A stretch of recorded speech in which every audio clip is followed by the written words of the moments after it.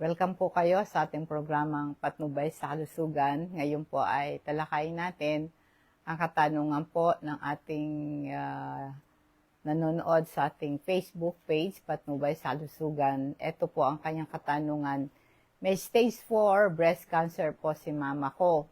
Nagsimula sa maliit na bukol, nagkasugat, may antibiotic at cream po iyon, kaya may kulay po yung breast ng nanay ko at makirot at namamaga pa yung kaliwang braso po niya. Kaya ito po kasing pamamamaga sa braso, nasa gilid kung saan matatagpuan ng breast cancer, ay maaari po maging senyales na tinatawag na lymphedema. Itong lymphedema, ito'y dulot ng pagbara ng lymphatic vessel, nagiging sanhi ng pamamaga at pangangalay sa braso. Ito'y maaring maging epekto ng bukol sa suso o kaya itong kasing breast cancer na ito ay makakaranas ka talaga ng pamamaga sa braso dahil nga dun sa barado yung lymphatic vessel. Ngayon, mahalaga na magpa-check up sa doktor para agarang pagsusuri at tamang paggamot. Ang early detection at tamang pangalaga ay mahalaga sa tagumpay na paglaban sa breast cancer. Kung hindi pa po kayo nag-subscribe sa aking YouTube channel, Rosa Alfonso, mag-subscribe po kayo, pati yung bell, pakipindot ninyo, i-click ninyo para ma-update kayo sa aking mga bagong video. At ganoon din po sa aking Facebook page, Patnubay sa Kalusugan. Please subscribe, ipa-click lang din po yung follow, like, and share. Ito pong stage 4 breast cancer, tinatawag natin itong metastatic breast cancer. Ibig sabihin, ang cancer po ay kumalat sa ibang bahagi ng katawan. Kaya ang simptoma ng stage 4 cancer, may kirot doon sa specific area at pangangapos ng hininga, sakit ng ulo, sometimes confusion, at patuloy na nangangayayat at nawawalang ganang kumain. Madaling mapagod at nanghihina at namamagana yung mga kulani. Ang minsan naninilaw yung balat at mata at nagkakaroon po ng pangangapal ng balat ng suso doon sa breast area kung saan po yung cancer. Pero itong mga simptoma na to, paiba-iba, no, sa tao. Sino mang merong breast cancer, nakakaranas ng mga ganitong simptoma. Kaya kung kayo po ay merong simptoma na gaganito, maganda talaga magpa-check up para magkaroon ng proper evaluation and management. Yung maliit na bukol sa suso ng nanay mo ay nagsimula yung sugat dun sa maliit na bukol. Tapos kumalat sa buong suso niya. Na ito ay sign ng advanced stage or an infection. Ina-assess ito ng doktor, bakit ito seryoso? Yung pagkakaroon po ng sugat, tapos kumalat sa buong suso. Yung advanced stage, no, ay yung open wound sa dibdib na may cancer, maring ito po ay sign ng more advanced stage, no? Ang tumor ay lumalaki, paglaki nito, ito'y pumuputok sa balat at nagkukos ito ng sugat. At merong panganib ito, magkaroon ng infection at ito'y magkaroon pa ng further complication tulad ng pain and discomfort. Yung open wound ay masakit yan at apektado syempre yung quality ng buhay mo. Kaya ito po ang doktor mag-perform ng physical examination para ma-assess yung sugat, yung location at size sa surrounding tissue. Ang biopsy or mga imaging scan, kinakailangan para ma-diagnose ito. Ang diagnosis and treatment plan base sa findings ng doktor. I-determine ang best course of action. Ang cancer treatment, no, ay ay chemotherapy, radiation therapy, hormone therapy, para ma-target yung pong yung cancer cell, no?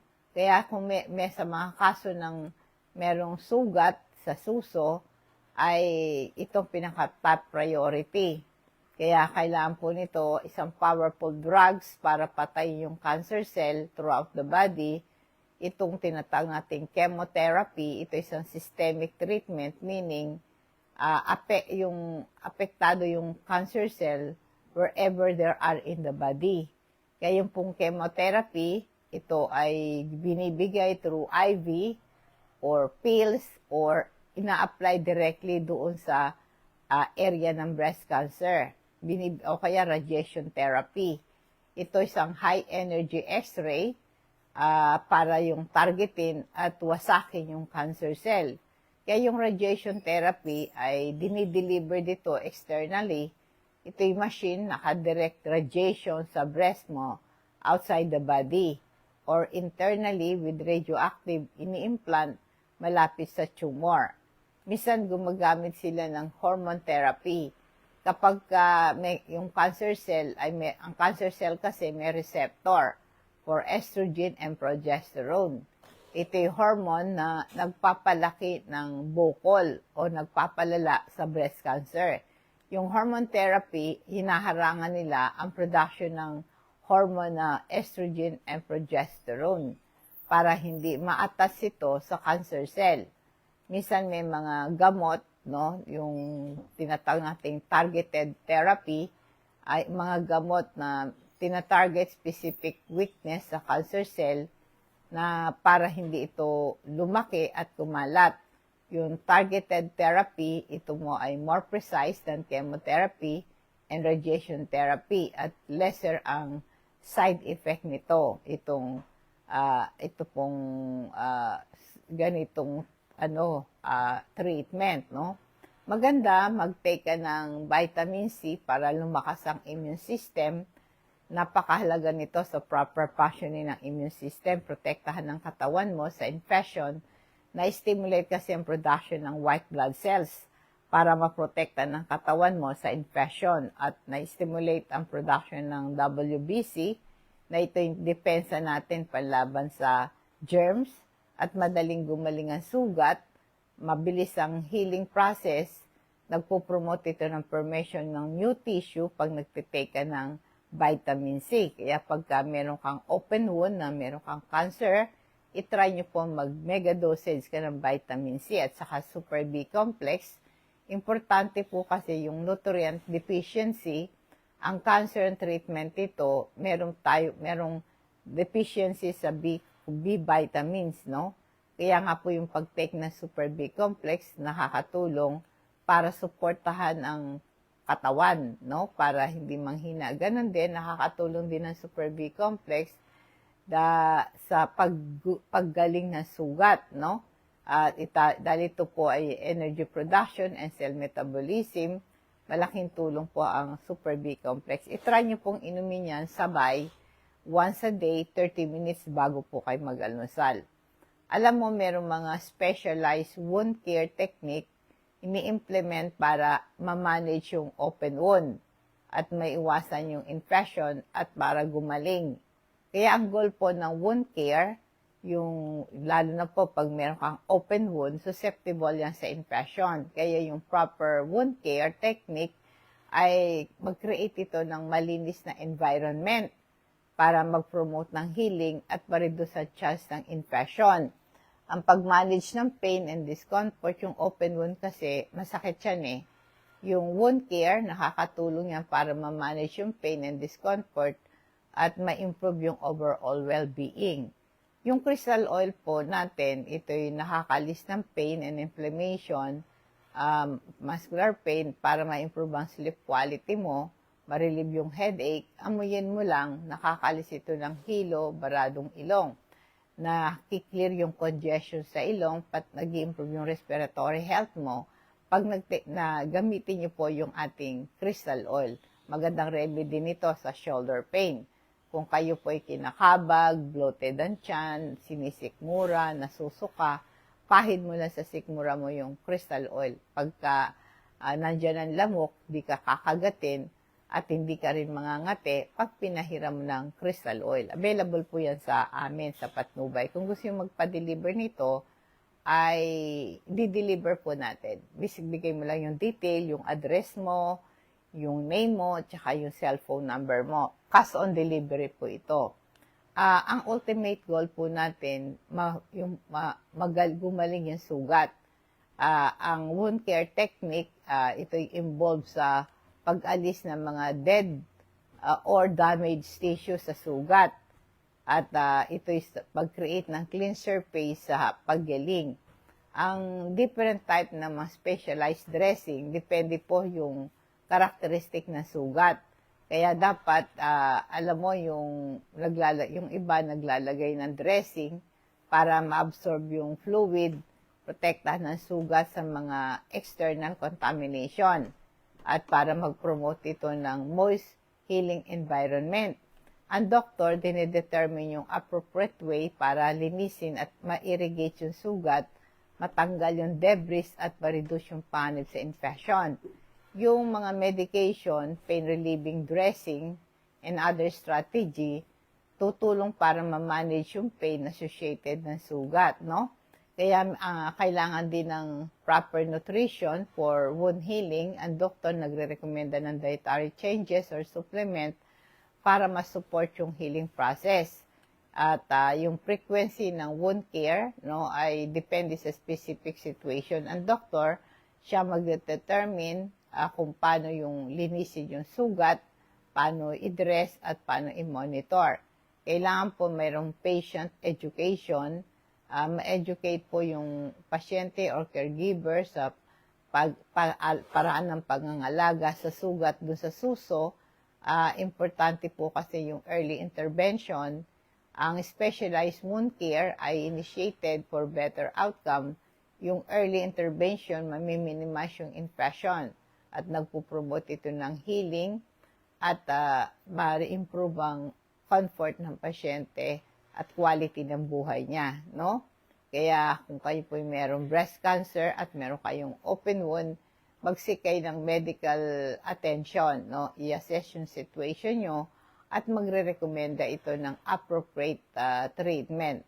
Kaya nga po yung calcium magnesium na may zinc at saka po vitamin D, maganda to sa pagpapagaling ng sugat. Kasi yung calcium, hindi lang para sa buto yan, meron din pong epekto yan sa pagpapagaling ng sugat. Yung vitamin D, merong important role yan sa kalusugan ng mga buto at immune function.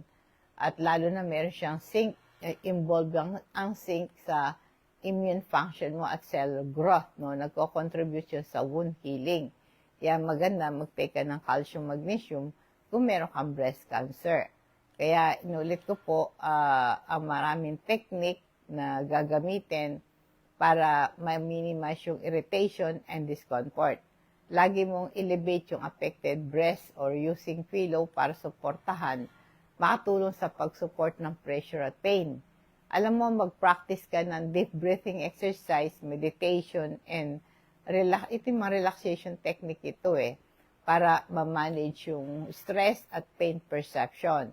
At meron ka ring physical therapist, tulungan ka na mag-exercise para ma-improve yung posture mo, yung flexibility mo, at saka yung range of motion, no? Kaya maraming tao nakakakuha sila ng relief sa mga complementary therapy tulad ng massage, acupressure, acupuncture. Importante po ito ay ito'y appropriate po na recommenda po ng doktor. Yung omega-3 fatty acid natin, nakakababa ito ng ng blood pressure at ng bad cholesterol triglycerides. At ito'y nare-reduce ang panganib sa heart attack, stroke, and arrhythmia. At nare-reduce yung inflammation. Meron siyang anti-inflammatory property tulad ng breast cancer, mabe-benefit ka dito. Ang omega-3 po ay maganda sa mga inflammatory condition tulad ng allergy, arthritis, rheumatoid arthritis. Ipaalam niyo po sa akin ang pangalan at address niyo kasama yung barangay kung saan kayo nakatira. yung cellphone number nyo para ma-deliver po agad yan ng LBC. Cash on delivery po yung mga product natin, i-charge nyo ang shipping fee. Kaya ngayon pinadako tayo sa ating food for thoughts bilang pagwawakas. Ang sabi dito, you have need of endurance for you have need of patience. Ibig sabihin, sa pagsunod sa kalooban ng Diyos, ito po ay challenging. Kailangan po ng pagtitiis, perseverance, para mag-stay ka sa right path. Pagka ginagawa mo ang kalooban ng Diyos, ibig sabihin ito, nabubuhay ka in accordance with God's teaching. Makakatanggap ko ng promise. Pag natanggap mo yung promise na yan, meron kang reward. Ang reward, ito'y both earthly and heavenly. Kaya yung Hebrew 10:36, ito'y message ng encouragement sa mga taong naharap yung facing difficulties, no? Kaya nga po sapagkat kayo nangangailangan ng pagtitiis upang kung inyong magawa ang kalooban ng Diyos, magsisitanggap kayo ng pangako. Magandang gabi po, nawa po ang pagpapala, patnubay ng Diyos ang sumatin, and God bless us all.